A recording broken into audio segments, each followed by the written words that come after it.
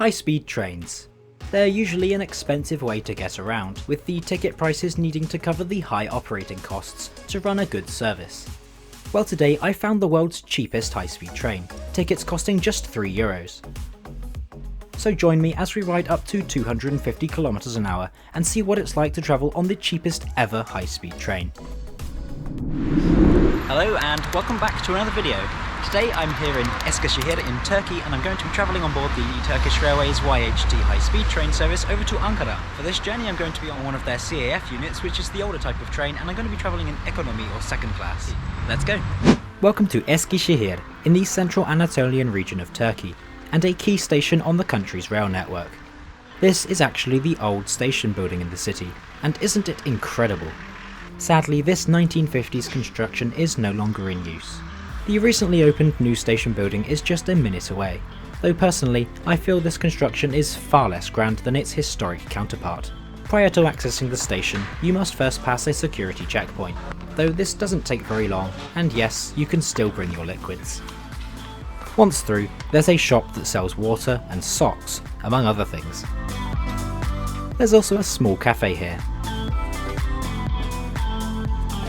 The majority of the facilities here in Eskişehir are located beneath ground, with escalators and lifts used to access this area.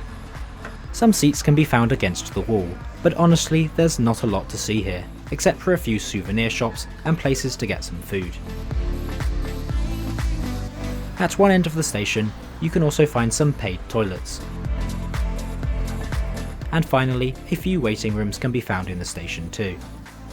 But before we board today's incredibly cheap high-speed train, let's take a look at the history of railways in Eskişehir. The station here first opened in 1892, opened by the Central Anatolian Railway Company as part of its Istanbul to Ankara route. From this point, the city became a major junction, with the opening of the line to Konya. However, after the introduction of the new high-speed railway lines, the station was slightly relocated, with a modern design to serve the new trains and increase traffic flow. 15 minutes prior to departure, access to the platform is opened. Instead of a ticket check before boarding, you can simply show your ID card, such as a passport, where your ticket will be found in the database. Once this is done, it's time to head up to the platform. Our train isn't here yet, as it's running a little bit late. Not to worry though, this is a perfect chance to look around the new station. Eskişehir has a total of 10 tracks. 4 of these serve the classic trains, consisting of local services to Kütahya and Afyon, as well as mainline Anahat routes across the country by day and night. The remaining 6 are dedicated to the high-speed network. Of these, 4 are used for passenger traffic, with 2 more theoretically being used for passing trains. However, in reality, these are just used to store trains. All trains are operated by TCDD, the National Railway Company of Turkey. As for facilities, there's nothing much up here, but thankfully my train is arriving now. This is one of Turkey's YHT trains, which stands for Yüksek Hızlı Tren, literally high-speed train. The fleet of 12 trains were built from 2007 by CAF in Spain, and as you can see, they closely resemble some of the high-speed trains used in Spain too. I love these screens, which show information about the journey as well as a nice diagram of the carriage. It's not much, but I thought this was a nice touch. I'll be travelling in coach 4 today, one of the Economy Class carriages. And here we find the first problem with today's train, before we've even boarded. Each carriage only has a single door, and combined with the high floor, this really slows down boarding. Once nobody else was getting off, I climbed on board, where I quite literally ran into the next problem. Now I promise we'll get to some of the positives later, as I show you just what you get for your money on this cheap high-speed train. But for now, I'm currently being pushed around by luggage, which itself is blocking everyone else who needs to get off. We'll have a better look at the cause of this mess later, but for now, I've sped up the footage so you don't have to suffer too. After 2 minutes of baggage gymnastics, I finally reach my seat, 12A, a rear-facing window seat.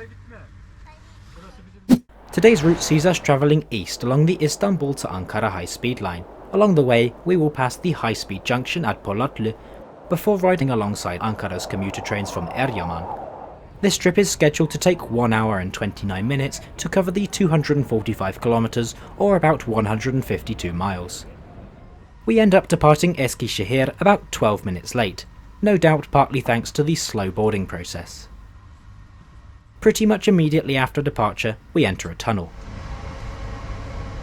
Though it's not long before we start picking up speed. These trains are capable of 250 kilometres an hour, a speed at which we will spend most of the journey. So now we're on the move, let's take a look around the seat. As I couldn't show you earlier, Economy Class is in a 2+2 seating layout, with a few tables per carriage. The seats have a cool blue design, which I think is really nice. As for comfort, the seats are fairly average.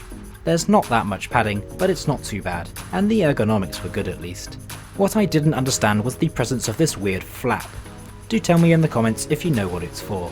Between every seat you can find a folding armrest, and whilst well sized, it was very hard. The legroom provided on these trains is actually pretty good, especially when you consider this is economy class. You can also find a folding footrest attached to the seat in front. Above this you can find a small storage net, but we'll look at the luggage situation a little later on. Next to this you can find a small bin. All seats are fitted with recline, activated by pushing this button and sliding the seat base forward. The actual amount of recline is very generous too. But be warned that this will impede on your own legroom. There's also a seat back table, and this is very well sized. It features a folding cup holder too. Most of our high-speed journey is spent closely following the original Istanbul to Ankara route, which fully opened over 100 years prior. Of course, its contemporary counterpart is a lot straighter, therefore faster. Some say the construction of railways in the region were paid by the mile, and looking at this, I'd believe it. Above us now is the Mehmetçik Monument, and an accompanying museum which serves as a memorial of the Battle of Sakarya, a historic fight that took place 100 years ago.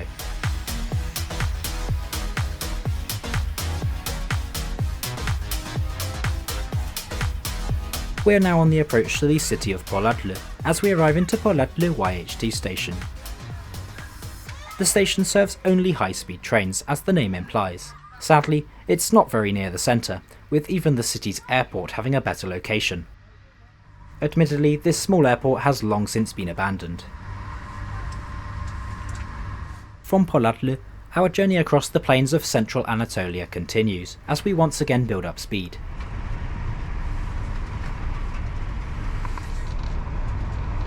As you probably noticed, a spectacular sunset is on display, but don't be fooled by this warm appearance.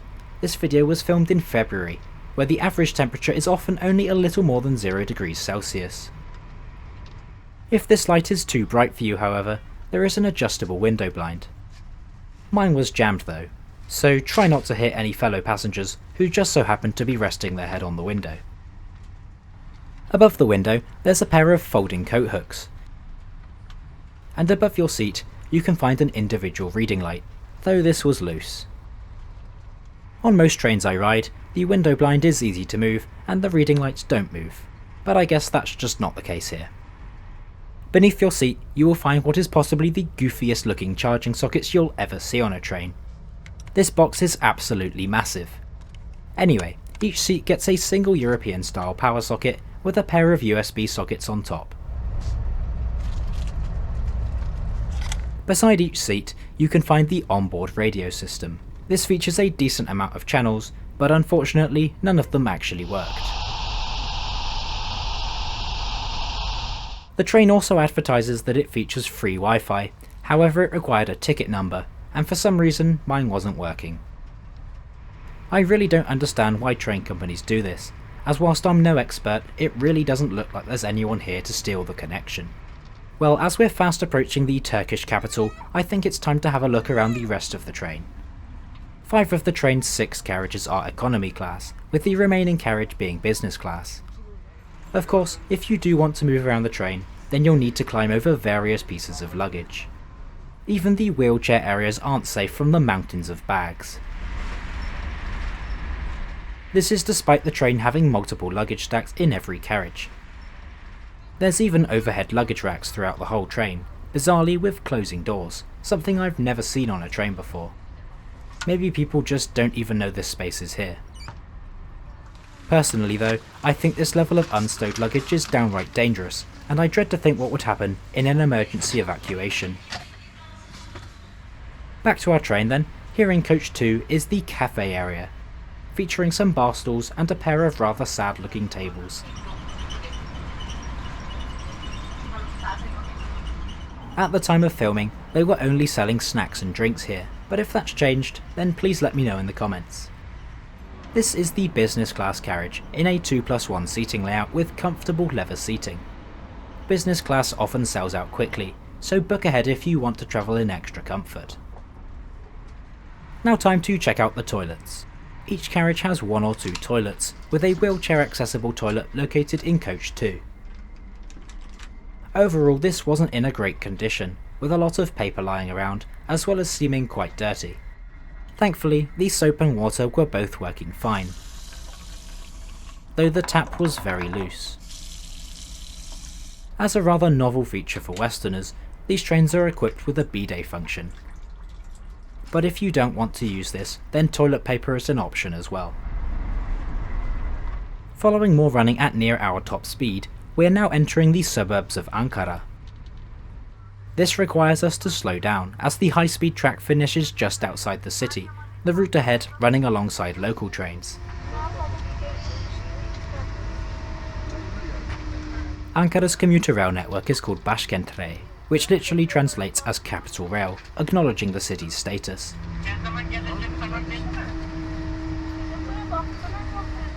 Our first station in the city is Ankara YHT, at the western extreme of Ankara. This serves as an interchange from high-speed trains to commuter trains, as well as various local bus routes. So you're probably wondering what crazy hacks I used to get this fantastic price, right? Well, the answer is none. My one-way ticket cost 45 Turkish lira, which includes a 15% youth discount. This amount of discount is also available if you buy a return ticket, meaning anyone can access this price. Due to the economic situation in Turkey and its eye-wateringly high inflation rates, the fares have since nearly doubled. But I'm sure I won't be alone in thinking that this is still fantastic value for money, even if the train isn't quite perfect. As seems to be the done thing on Turkish trains, most of the passengers are already stood up waiting to get off, a good 5 or 10 minutes before we'll arrive. It's not going to make the train any faster. Eventually though, we do arrive at Ankara, now with a delay of 15 minutes.